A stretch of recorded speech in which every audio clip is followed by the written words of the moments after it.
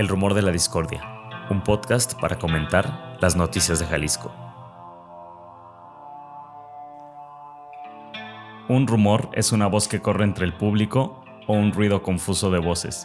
Bienvenidas, bienvenidos al rumor de la discordia.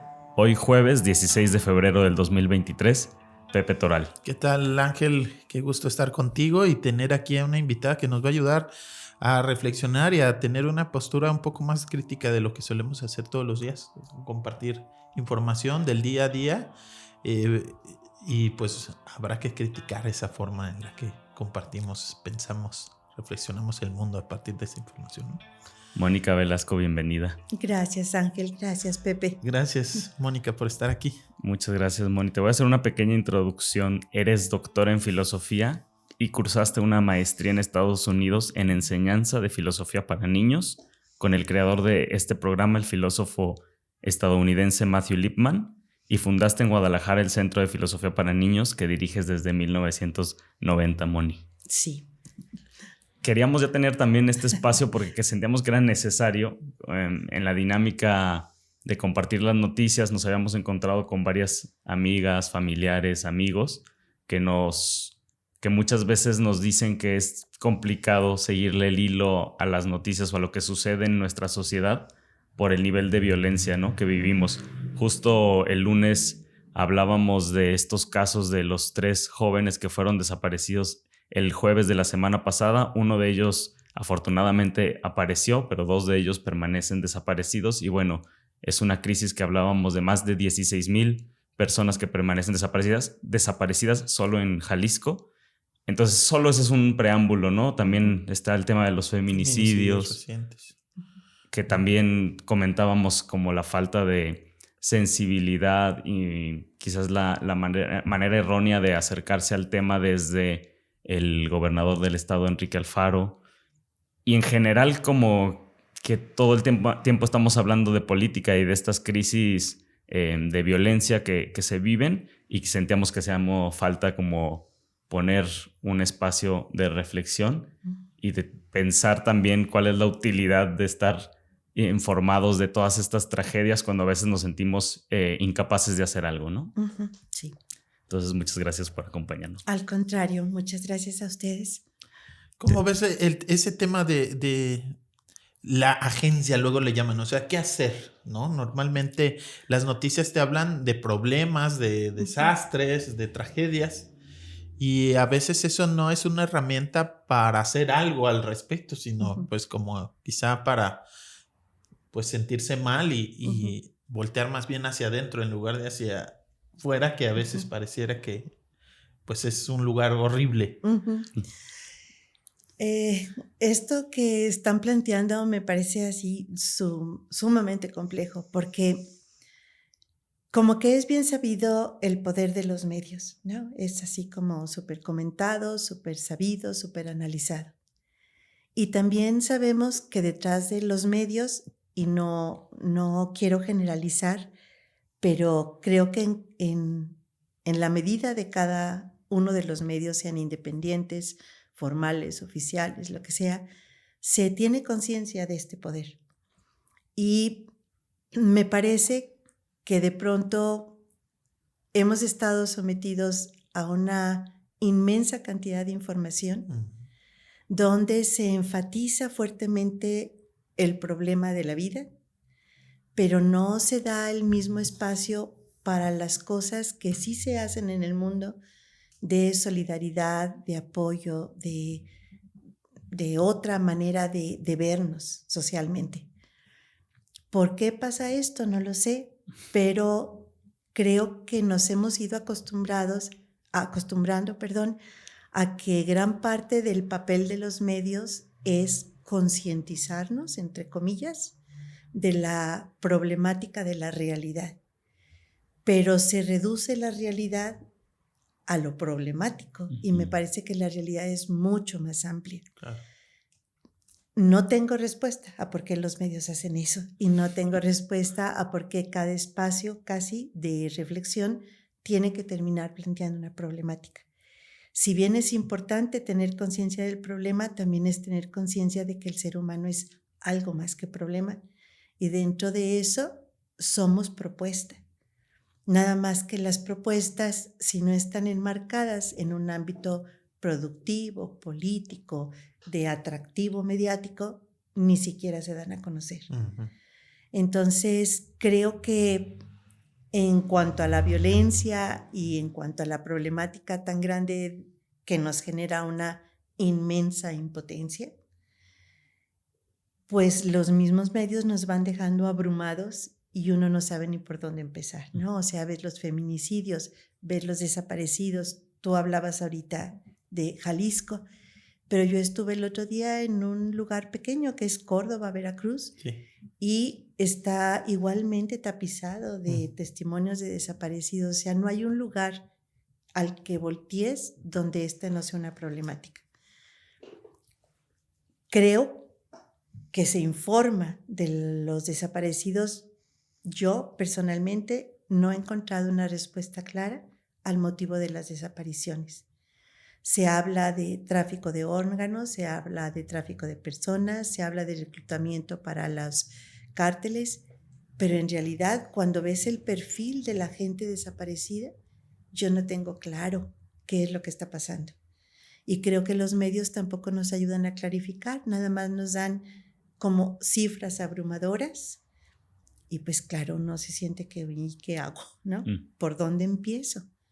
¿Cómo me comprometo en acciones cotidianas? Y creo que una reacción que pasa en muchos niveles es que decides no informarte. Así es. ¿No? Creo que una de las cosas así que, bueno, en parte es esta frase de las malas noticias venden bien, ¿no? Y la dinámica informativa de los medios, quizás como abriendo un espacio que tenemos nosotros, un pequeño podcast ahí en la red, podríamos empezar también a cambiar un poquito esa dinámica. Y me gustaría, Mónica, que fuéramos también a tu historia personal, porque creo que puede dar luz sobre varias cosas. Tú estudiaste esta maestría en enseñanza de filosofía para niños y yo te leía que escribías que durante este proceso formativo descubriste el significado profundo de tu quehacer educativo. Uh-huh. Y me gustaría un poco que nos platicaras de ese quehacer educativo. Ajá. Y de ese significado profundo, ¿no? Qué barbaridad. Bueno, yo hablo de eso porque yo inicié mi trabajo profesional como trabajadora social y me gustaba mucho lo que era el trabajo comunitario. Yo crecí y mi formación profesional se dio en un contexto en donde la formación humana era un punto central de mi educación. Tanto en la escuela como en la universidad, el enfoque era formarte para poder servir a los demás. Uh-huh. Y era poder servir a los demás como un profesional, no con un enfoque asistencial, sino con un enfoque profesional de promover la educación, de promover la adquisición de herramientas para hacer de la vida en condiciones poco favorables algo que mereciera el trabajo y que tuviera sentido. Y entonces, pues yo estudié trabajo social y empecé a trabajar mis prácticas en zonas rurales. En la zona rural me di cuenta que por más trabajo formativo que tú trataras de hacer, las limitaciones eran materiales clarísimas uh-huh. y que el discurso de formación humanista iba como en paralelo a las condiciones materiales y pues nunca se juntaban, ¿no? Okay. Entonces me moví a trabajar en la zona urbana, en una institución asistencial, pero donde veíamos la posibilidad de formación en cuestión de nutrición. Era el organismo de nutrición infantil. El objetivo era, ante el testimonio de alto grado de desnutrición en el país y la relación entre la desnutrición y la poca posibilidad de desarrollo de las estructuras cognitivas, pues ese problema, si no se cubría de manera asistencial, lo que generaba era una desventaja en el crecimiento de los niños. Entonces, si bien era una institución asistencial, el razonamiento era como muy lógico y muy Ujú. contundente. Había una serie de investigaciones en aquel entonces de un nutriólogo que era el doctor Cravioto, que hizo una larga trayectoria en México, donde mostraba las consecuencias de una desnutrición severa en los primeros 2 años, que es el periodo de consolidación del desarrollo de las neuronas. Entonces empecé a trabajar ahí y pues recorrimos, otra compañera y yo, pues toda la ciudad.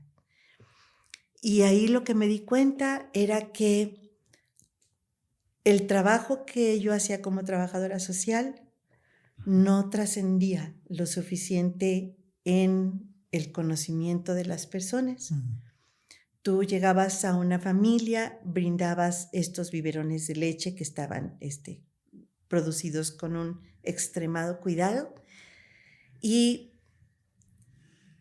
las personas usaban el alimento para alimentar a gatos y perros. No. ¿Por qué? Pues porque al niño no le gustaba, porque era complicado dárselo, porque se daba el biberón y se quedaba tirado.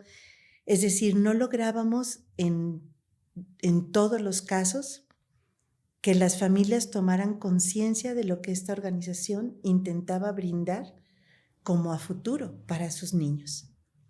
Que si en ese momento no recibían esta nutrición adecuada, ya luego es muy difícil recuperar eso. No es recuperable. No es recuperable. O sea, en el marco de investigación que había en aquel entonces, no es recuperable. Por eso la institución se abocaba a los primeros 2 años, nada más. Hicimos un programa de apoyo a las familias para que tomaran conciencia de esto. Y no digo que haya resultado un fracaso, pero en mi edad, en aquel entonces, y como mi proyección de poder cambiar el mundo, yo sentía una frustración inmensa, porque si no, aquí, ¿qué? Entonces me metí a estudiar psicología con el objetivo de adquirir herramientas que me permitieran incidir en un trabajo grupal de manera más profunda. ¿Qué edad tenías? Tenía, ¿qué serían? Yo salí de la escuela 19, 20, 21, como 22 años. O sea, ya habías, digamos, pasado por todo un periodo de trabajo previo como trabajadora social. Sí. Y dices, ya de 22 años voy a meterme a estudiar una licenciatura en psicología. Licenciatura en psicología. Entonces estudié psicología y fue incompatible el horario de práctica de trabajo social con el horario de escuela. Entonces dejé de trabajar como trabajadora social y me enfoqué a mi formación. En esa formación encontré muchas herramientas, muchísimas, y empecé a adentrarme en lo que era el proceso educativo propiamente y trabajé en un proyecto que tenía el ITESO, que era el Centro Polanco, donde se trataba de evitar la deserción escolar en los primeros grados de primaria. Y empecé a trabajar ahí y fue un periodo muy enriquecedor. Creo que el trabajo que se hacía ahí realmente impactaba en la vida de las personas. Se lograba evitar la deserción, se lograba trabajar como tutor para que los niños no abandonaran la escuela, para que superaran dificultades de lenguaje, de habilidades cognitivas, en fin. Y a la par de ese trabajo, empecé a trabajar en educación pública, en educación especial. Y de nuevo, lo que vi es que la realidad me sobrepasaba. O sea, es un esfuerzo de la SEP importante, se cubrían un montón de escuelas con niños que tenían dificultades en su proceso de lectoescritura y matemáticas básico. Se hizo muchísima investigación en el país en aquel entonces para ver cuáles eran los procesos de adquisición de la lengua escrita. Pero de nuevo, tenías a tu cargo 10 escuelas, en cada escuela eran 40 niños. Con esos 40 niños había que cubrir un expediente con una serie de evaluaciones psicométricas, hacer un programa de trabajo, hacer un plan de trabajo, y cuando llegabas a ese punto, el niño estaba a punto de dejar primero de primaria y el programa era para primero de primaria. Entonces decías, Dios santo, pues, ¿cómo? O sea, ¿cómo trabajas con una realidad que va a una velocidad mucho mayor que el alcance de tu trabajo concreto y que por más compromiso que tengas, pues tu trabajo termina siendo muy local, ¿no? De los 40 niños, 10 salieron. Bueno, esos 10 valen la pena, pero a nivel global, pues te queda un rezago de 30 en cada grupo, ¿no? Otra vez esta impotencia, frustración. Y como decir, la realidad es mucho mayor que los esfuerzos institucionales y mucho mayor que los esfuerzos individuales. Y entonces yo empecé a cambiar un poco mi perspectiva y decir, bueno, institucional y formalmente siento que cada vez me siento peor.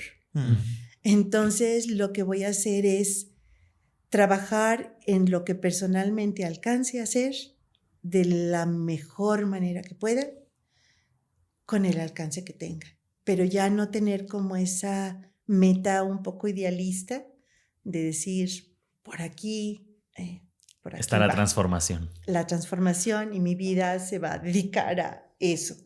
Como que se me acabó un poco el impulso. Y empecé a trabajar en una escuela particular que tenía un proyecto de investigación educativa muy interesante y me metí de lleno a eso.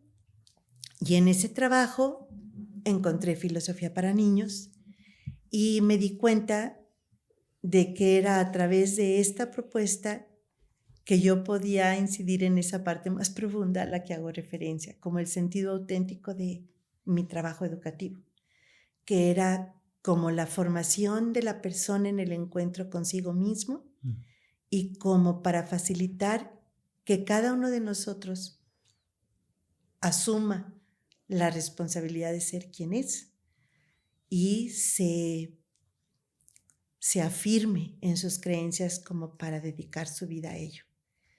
No a nivel nacional, global, CEP, a nivel de los niños con los que yo sí podía trabajar y sí podía comprometerme a lo largo de su proceso. Y por eso digo que encontré como el auténtico sentido de mi trabajo educativo, que es tratar de tener una vida que tenga sentido yo, en lo personal, decir sí, dedico mi tiempo a esto porque creo, porque lo he vivido, porque creo que ahí encuentro la respuesta a mi vida y tratar de trabajar con otros para que encuentren lo mismo. Y en encontrar, pues, la identidad propia, ¿no? Tu sentido, ¿qué papel juega las otras personas o la sociedad o esta realidad que en algún punto te aplastaba, por así decirlo, ¿no? Pues juega un papel primordial, porque este proceso de encontrar el sentido de tu vida no lo puedes hacer en solitario.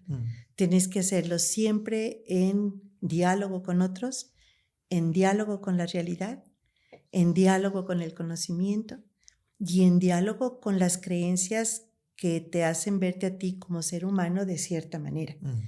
Yo, en lo personal, creo que el ser humano tiene una misión trascendente y que la naturaleza que tiene está hecha precisamente para eso. Es decir, cada pequeña acción que tú hagas tiene un efecto en otros, tiene un efecto en la vida del ser humano como especie.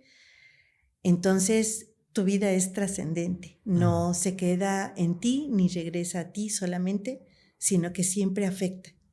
Y entonces el papel que tienen los otros, el papel de la realidad, el papel de la comunidad es vital. Sin eso no te encuentras y sin eso no trasciendes y sin eso nada tiene sentido, creo. Entonces, la pauta que yo encontré en Filosofía para Niños es que hay una manera de procesar la realidad que te puede hacer más productiva en el sentido de saber cómo quieres vivir y hacer lo que es pertinente para llegar a esa vida. Y esa forma de procesar el conocimiento, la realidad, la relación con los otros, creo que es muy valiosa y creo que hay que promoverla de alguna manera si queremos que este mundo sea menos violento, que encontremos un rumbo, que nos sintamos partícipes y corresponsables del destino de la humanidad. Que pareciera que va en sentido contrario, ¿no? Más como hacia el individualismo, hacia lo que a mí me gusta, yo sé, yo quiero. Uh-huh. Y pues pareciera que vas a contracorriente de la De las cultura tendencias Pues actuales. sí, hegemónica comercial, ¿no? Lo que se te comparte desde la música, sí. en las películas, pues en la misma escuela, ¿no? Y en los medios, en la sociedad. Pero no siempre fue así. No siempre fue así. No siempre fue así. Yo ahora con esto de Ucrania, a mí me ha impactado muchísimo como a nivel mundial esto. Como que creo que es eso que tú dices, Pepe, una cultura de lo individual. Ucrania dice, oigan, vean lo que está pasando, no es posible que no intervengan. Y los países dicen, no podemos intervenir porque eso va en contra de. Y dice, pues sí, pero esto va en contra de. Pues sí, pero es que si hacemos esto, entonces nos quedamos atrapados en. Y entonces se convierte intervengo como. yo, me puedo ver afectado yo, ¿no? O sea, Exacto. Y mis intereses y mis tratados y mis acuerdos y mis alianzas y mis etcétera. Y entonces ante una realidad en una época en donde los medios de comunicación, donde todo está puesto para que algo pase, no pasa. Y lo que este presidente de Ucrania hablaba me parecía como clarísimo, era decir, oigan, y bueno, no desconozco que Ucrania tiene sus propios intereses, definitivamente, pero ante ese ataque y ante esa muerte de civiles y ante ese bloqueo poco humano de algo, todo el mundo calcula cómo se va a ver afectado en lo particular y no se hace una acción común, clara, que ponga freno a algo que es a todas vistas inhumano, ¿no?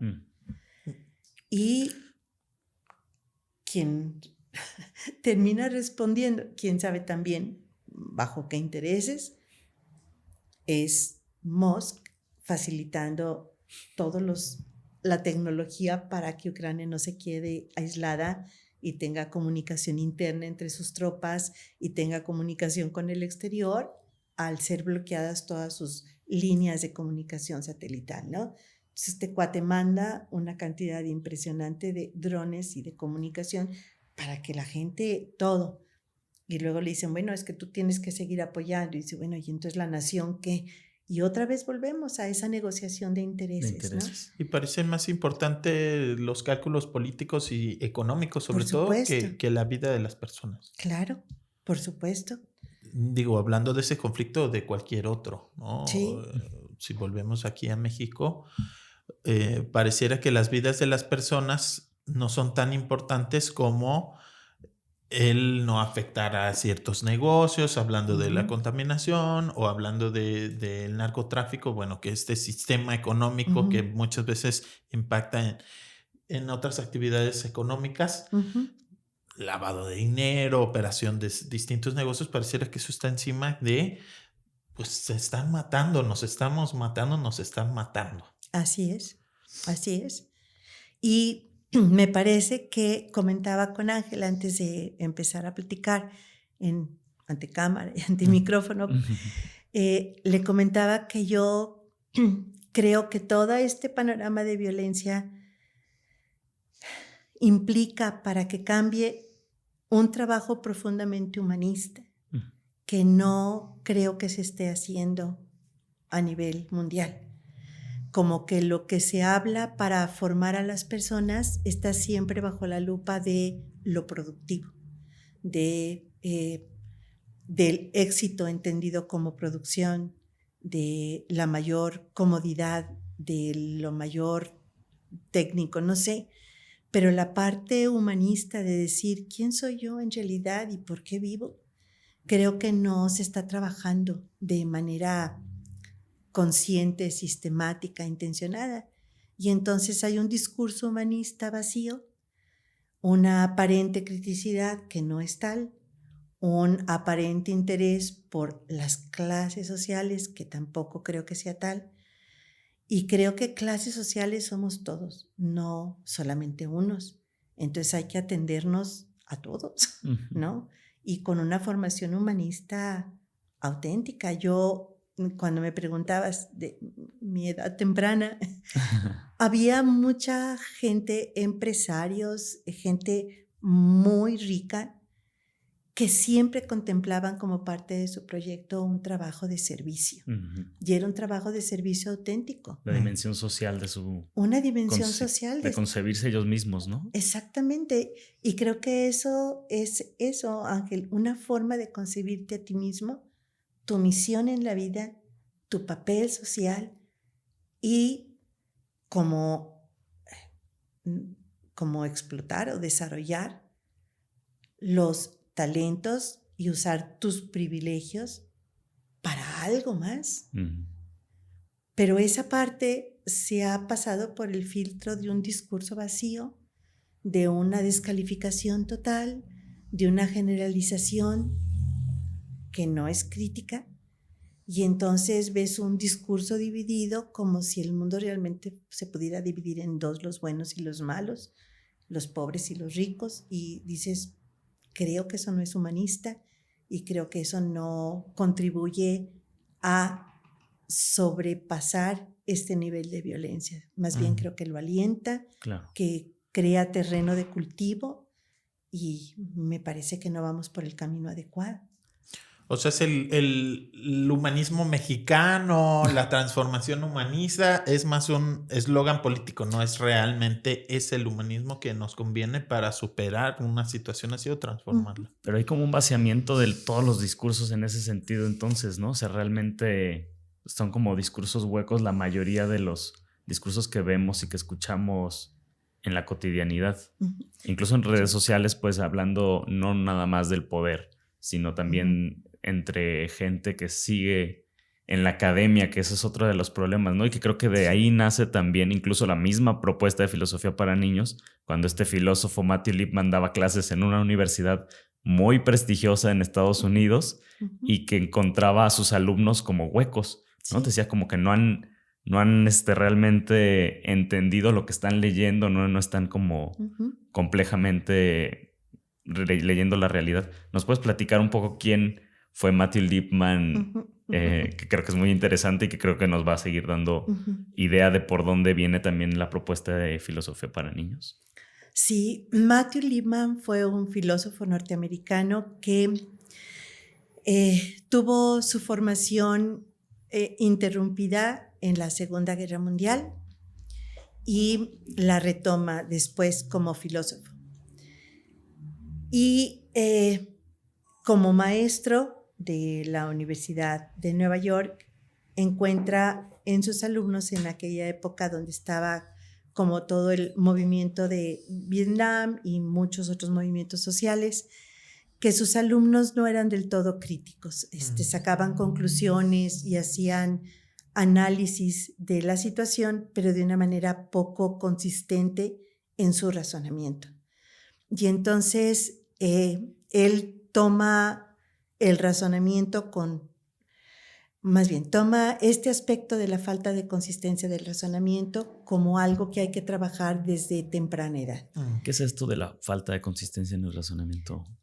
Sí, hay como ciertas reglas básicas de lógica que en la escuela comúnmente se enseñaban como reglas al margen de los contenidos. Entonces, por ejemplo, uno aprendía B y B, entonces B, F y F, entonces F, B y F, entonces F. Y uno se aprendía las reglas así, y entonces te ponían una serie de situaciones y te decían F, F, B, como B, formulitas. Como formulitas. Y entonces pues tú sabías que verdadero y verdadero, entonces verdadero, falso y falso, entonces falso, falso y verdadero, entonces falso. Y entonces, y muy bien, ya las aprendías. Y luego te daban el silogismo. Todos los hombres son mortales, Juan es hombre, por lo tanto Juan es mortal. Y tú te aprendías eso. Pero nunca te enseñaban como el procedimiento de razonamiento que le daba sentido a esas reglas. Entonces, cuando los alumnos hacían un análisis, hablaban de los políticos. Los son todos. Y entonces, a la hora de decir todos, no, bueno, estos no, pero los políticos. Y esa es una falta de consistencia en el razonamiento. O que en base a 2 o 3 testimonios o 2 o 3 elementos, tú concluyas cosas que no se siguen. En ese sentido, él veía una falta de consistencia en el razonamiento y dijo, bueno, son errores de lógica básicos que no tendrían que tener a esta edad, siguiendo los postulados de Piaget de que a cierta edad las cuestiones lógicas hacen sentido. Se dice, si seguimos con esa forma de entender el mundo, pues vamos a tener estudiantes a nivel universitario con este tipo de errores. Y estos estudiantes universitarios son los que van a ejercer en la sociedad roles importantes. Entonces, en el manejo de la sociedad estamos favoreciendo una estructura de pensamiento inadecuada. Vamos trabajando desde temprana edad. Y entonces empieza a elaborar este programa. Esta propuesta la presenta en la universidad y entonces la comunidad académica de filosofía dice, esto no es filosofía. Filosofía es para adultos, jamás para niños. Los niños no hacen filosofía. Entendiendo filosofía como una serie de conceptos abstractos y de disertaciones teóricas. Para un filósofo que daba clases en una universidad de Nueva York y todo, pues parecía poco glamoroso irse a trabajar para hacer un programa para niños. Claro, niños y filosofía es incompatible, como que es reducir el estatus de la filosofía. ¿No? Y de él también como de su trabajo, claro. Parecía. Ajá. Entonces no lo aceptaron. Él presenta el proyecto en una escuela, no una universidad, en un college de Nueva Jersey, y le dan cabida y entonces se mueve para allá. Y ahí empieza el proyecto. De las cosas que Lippmann tiene como fundamento es, él se considera dentro del pensamiento pragmático norteamericano y a la luz de esta propuesta es que desarrolla todo el programa de filosofía para niños. Y hay como algunos postulados del pragmatismo que están presentes en la propuesta. Primero, la renuncia a la búsqueda de la certeza. Las creencias se asumen como verdaderas temporalmente porque la experiencia es tan compleja que tenemos que estar abiertos a que se presenten cosas que nos hagan reformular lo que creíamos verdadero.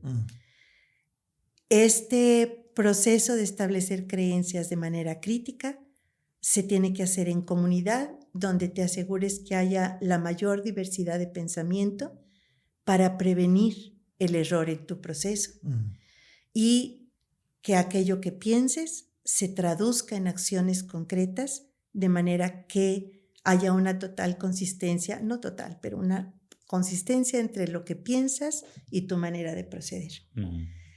Estos principios básicos, Lippmann los incorpora y entonces trata de hacer una serie de textos donde se presentan situaciones cotidianas para que los muchachos descubran la lógica que va implícita en el lenguaje cotidiano, puedan descubrir ciertas reglas lógicas básicas y puedan razonar de una manera mejor. La apuesta de Lippmann, y es una hipótesis, es que si pensamos de mejor manera, probablemente tomemos mejores decisiones. Es una hipótesis y eso es lo que le anima a hacer todo su programa. Bueno, pero es una hipótesis muy potente, ¿no? Que mueve a sí. cientos de miles o millones de personas. Sí. Entonces, bueno, pues ese es el origen del programa y pues Lippmann fue una persona que hizo una aportación invaluable porque lo que hizo fue tomar la historia del pensamiento, la historia de la filosofía, tratar de encarnar las ideas y las posturas principales a lo largo de la historia de la filosofía en situaciones cotidianas a través de niños, papás, maestros en situaciones cotidianas para favorecer que pensemos en esas cosas que nos hacen ser quienes somos. Algo que me suena bien interesante de lo que nos platicas es que la diversidad de voces, de pensamientos en donde nos vamos formando. Y eso luego ahora en las redes sociales pues está muy estudiado como se vuelven estas, le dicen caja de resonancia o de eco, ¿no? Entonces, donde mi opinión yo la veo reflejada, pero está reflejada justamente porque me están mostrando la opinión de quienes piensan igual que yo. Claro. Y entonces da una sensación de que esto que pienso es algo generalizado y todo el mundo piensa y esto está bien, ¿no? Entonces claro. no te muestran justo esa diversidad o formas de ver que confrontan a tu forma de ver. Pues te hace una experiencia placentera, ¿no? También para que mantengas el uso de la red social. Claro. Porque tiene que ver con eso, ¿no? Con la ganancia de una empresa en donde estás utilizando esa red social y no necesariamente con un ejercicio para confrontar tus ideas, ver la realidad. O para encontrarte con el otro, la otra, ¿no? Sí, como que en realidad es como un reforzamiento positivo de ti mismo junto con otros, ¿no? Y cuando hay confrontación, volvemos a ese individualismo de decir, bueno, cada quien, ¿no? O sea, es válido todo. Que cada quien haga de su vida un papalote, o sea, ¿por qué no? Y si yo pienso así, pues respétame. Y se reduce el respeto a una tolerancia política, ¿no? Yo no te peleo, tú no me peleas, pero en realidad no estamos construyendo juntos nada. Sí. ¿Le llamamos eso relativismo, Moni? Sí. Es una cosa que normalmente yo he tenido varios espacios de filosofía para niños. En mi primaria tuvimos pues a lo largo de la primaria tuvimos, digamos, clase de filosofía para niños y después yo estudié el diplomado en filosofía para niños contigo, que no terminé, por cierto. Te faltaron tus faltaron mis prácticas, claro. Pero me divertí yo muchísimo. Nada. Luego se llama filosofía para niños, pero a mí me parece pues, un ejercicio súper rico. O sea, cada que podemos seguimos teniendo una comunidad donde nos encontramos. Y la verdad es que es un ejercicio de encontrarte con otras y con otros y poner como tus ideas ahí afuera o simplemente a veces solo escuchar cómo se desarrollan las ideas y cómo se van construyendo colectivamente, pues muy rico, interesante, a veces hasta frustrante. Pero bueno, lo que te quería decir es si nos puedes platicar un poco sobre esa postura o relativista, cómo se va, todo se vale, digamos, en el campo de este círculo de filosofía para niños o cómo se va trabajando el tema del está bien si es tu punto de vista y yo tengo otro. Bueno, lo que pasa es que es complicado, pero Lippmann es muy claro porque encuadra todo esto en esta fundamentación filosófica del pragmatismo y específicamente con John Dewey. John Dewey tiene una propuesta de democracia que es una democracia deliberativa, es decir, es una democracia que contempla a todos y trata de deliberar en diálogo con todos cuáles serían aquellas formas que todos tendríamos que asumir para poder seguir vivos en el planeta a pesar de las diferencias. Esto implica renuncia, un grado de renuncia en todos, e implica un deseo auténtico por mantenernos vivos de la mejor manera. Entonces, en este concepto de democracia, que lo estoy explicando de manera muy simplona, pero no es tan simplona, se contempla que todo lo que creemos y decidimos y actuamos tiene una relación o se refiere a un contexto particular. Pero eso no quiere decir que cualquier cosa valga. Ya. Porque tenemos que asumir que de alguna forma todos estamos conectados y formamos parte de una misma especie y vivimos en un mismo mundo. Entonces, el reto está en trabajar juntos en la búsqueda y en la deliberación de aquello que sea lo más razonable, que no va a ser perfecto para nadie y no va a ser lo que más le gusta para nadie, pero va a ser lo que razonablemente podemos asumir para beneficio y bienestar de todos. Y en esto razonable entra esta cuestión de la relatividad y entra esta parte de la consistencia del razonamiento. Si yo estructuro mi razonamiento en acuerdo con los otros, con ciertas reglas básicas, es la única herramienta que tenemos todos que asumir como medio de comprensión. O sea, como naturaleza humana somos pensantes, eso no lo podemos negar, ni está a consideración de que yo piense que tú sí, que tú no. Eso es una cosa que tenemos que asumir. Entonces, eso único que tenemos en común todos será el punto de referencia común para construir esta vida democrática. Si es el pensamiento, pues tenemos que adoptar ciertos procedimientos para pensar.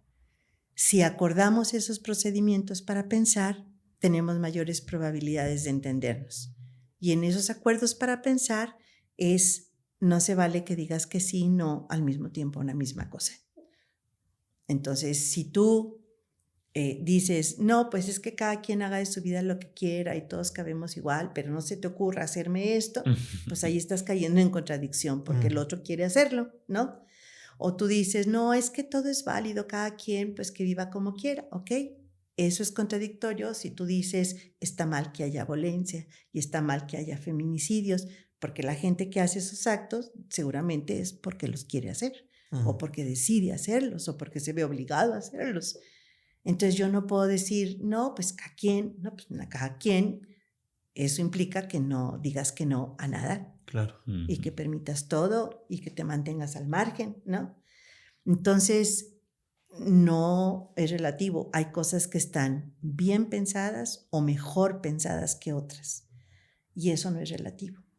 Y entonces la opción es optar por lo que esté mejor pensado. Y lo que está mejor pensado implica la confrontación. Porque si yo no confronto, no pongo a prueba la solidez de mi razonamiento. Pero si yo digo, yo sabré cómo yo pienso, pues no quiero confrontación con nadie.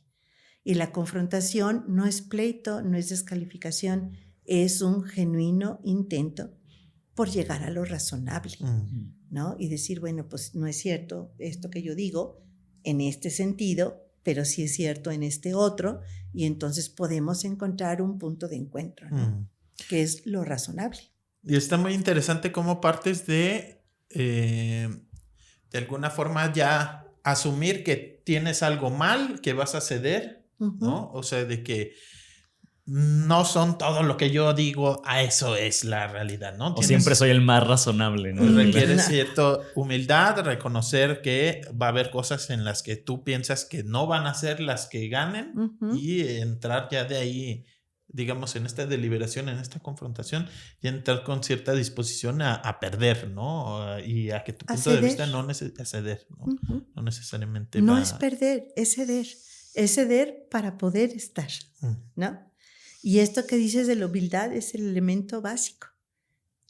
Tener una actitud de humildad renunciando a la certeza. Y de que lo que tú crees como verdadero, si la vida te muestra que no es así, tengas la humildad para rectificarlo, ¿no? Y entonces no se trata de perder y ganar, se trata de encontrarnos. Que esa es una cosa que también creo que prevalece actualmente, empoderar. Si hablas en términos de empoderar, estás asumiendo que es esa la naturaleza de la relación. Y yo digo que no como ganar poder sobre el otro. Sí, o sea, desde el término empoderar a las mujeres, estamos partiendo de que hay una lucha de poder. ¿Es eso lo que nos va a hacer encontrar la mejor manera? Quizás para muchas o muchos sí, pero para nuestros fines no sería lo mejor. Yo digo que no es el lenguaje que ayuda al encuentro. Y que no es, o sea, yo no digo que te sometas, no, pero creer o asumir que las relaciones humanas se centran en una lucha de poder y entonces hay que empoderarnos, es estarnos enfrentando. Otra cosa es desarrollar empatía, consideración, comprensión, valoración del otro, y eso no es empoderamiento, creo yo. El lenguaje, ¿no? Como súper importante y una herramienta básica de la comunicación del periodismo, pero me quedaba pensando también en esta lógica de perder y ganar, porque yo decía, pues si al final lo pusiéramos así, digamos que es un ejercicio donde todos ganamos, en el sentido en que se toma la decisión mejor razonada de un grupo, ¿no? Sí, en ese sentido de acuerdo. Ganar, ganar. Y también pareciera... El discurso del ganar, ganar. El discurso del ganar, ganar. Ay, sí, el discurso del ganar, un ganar. poco que también la mejor solución, pues es la que es posible y en la que compartimos, ¿no?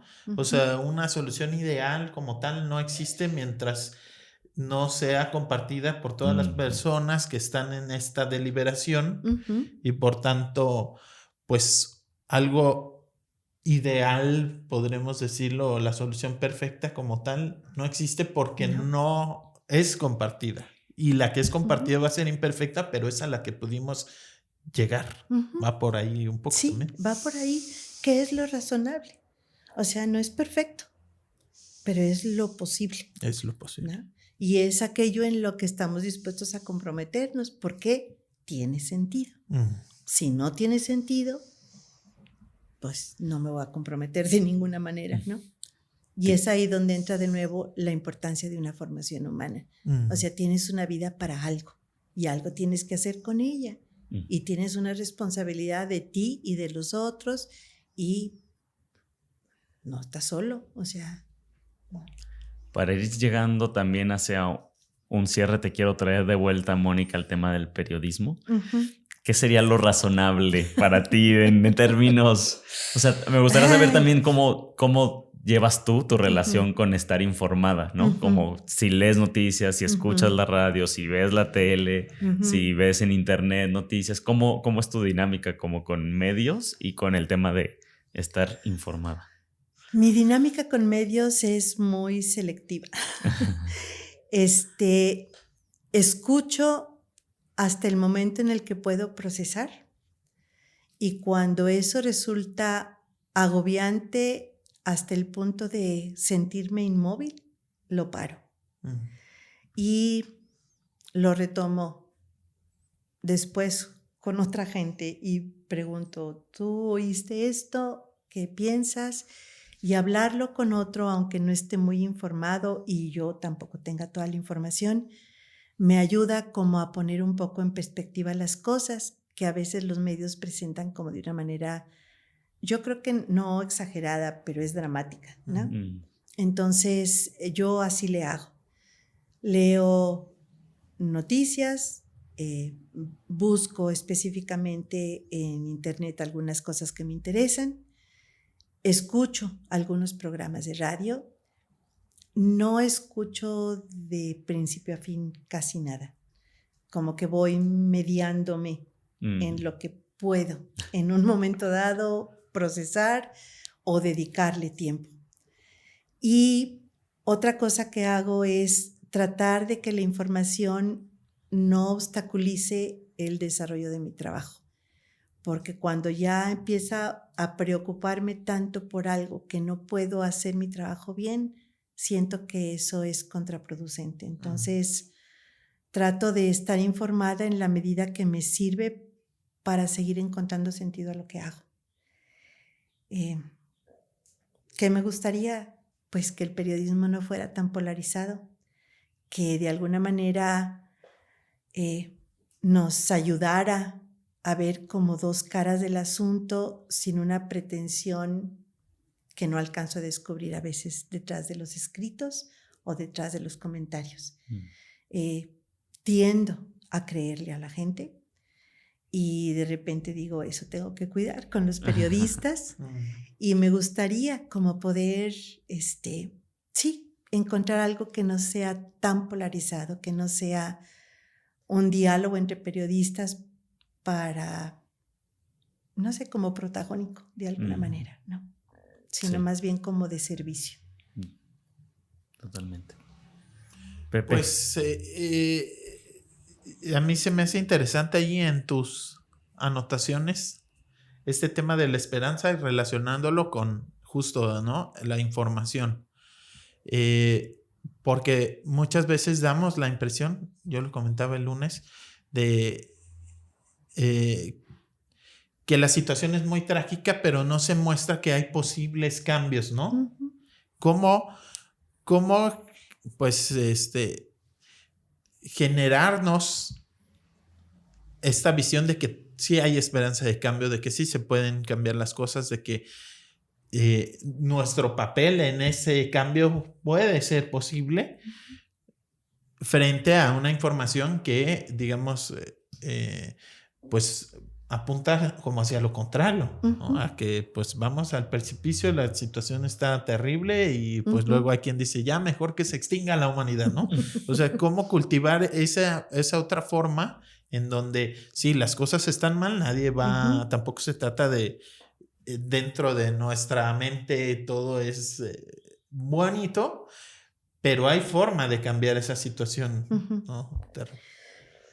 Yo estoy en la búsqueda de cómo hacerle.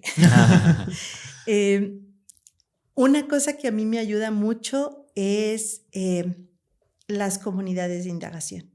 Cada vez que nos reunimos, gente que queremos reflexionar sobre cosas importantes que a cada quien le dan su sentido de vida, creo que ahí hay un camino de esperanza. Como juntarnos, hablar sin otro propósito más que de tratar de entender algo que nos afecta a todos de diferente manera, que va a traducirse en cada quien de diferente manera, pero que nos acompañamos para tratar de pensar, para tratar de resignificar lo que significa resignificar, sí, ¿qué significa ser persona? O sea, ¿qué idea tenemos del ser humano? ¿Qué queremos aceptar? ¿Qué queremos promover? ¿Qué queremos cambiar? A nivel personal. Y creo que ayudaría mucho que los medios difundieran acciones de esperanza que se están haciendo en diferentes niveles, aunque sea desde el punto de vista asistencial hasta el punto de vista más de promoción humana y social. Como que encontrar a una gente que ayuda, encontrar a una gente que está dispuesta a, yo creo que eso alienta y te da como rutas. Cosas muy concretas de repente que se solicitan, palas para las madres que están buscando. Bueno, pues, ¿y eso qué trascendencia? Pues para ellas mucha. Y para ti contactarlas mucha. Entonces decir, bueno, que la prensa o los medios pudieran difundir como más puntual y concretamente a dónde te puedes acercar para contribuir en algo. Muchas veces dices, se están reuniendo y no te dicen ni en dónde, ni a quién horas, ni con quién dirigirte. Se menciona, sin embargo, cuando alguien se equivoca, te dicen hasta el número de la casa. Pero para las otras cosas no son tan precisos. Entonces yo creo que eso podría ayudarnos a alentar la esperanza de que sabemos a dónde ir, sabemos a dónde acudir, a dónde ayudar, a quién preguntar, a quién invitar. Entonces, creo que eso sería otra forma de alentar la esperanza. Y pues no sé qué más. Pues para no quedarnos en las mismas, Mónica, ¿dónde podemos, dónde la gente puede encontrarte, dónde pueden acercarse si quieren saber más de filosofía para niños, de tu trabajo? Para niños y no tan niños, ¿no? Para niños y adultos. No tan niños, claro. Bueno, está el Centro de Filosofía para Niños de Guadalajara. Hay una página que es www.filosofiaparaninos.com.mx, sin acentos, sin ñes, todo junto. Está el WhatsApp, que es 3310 65 26 65.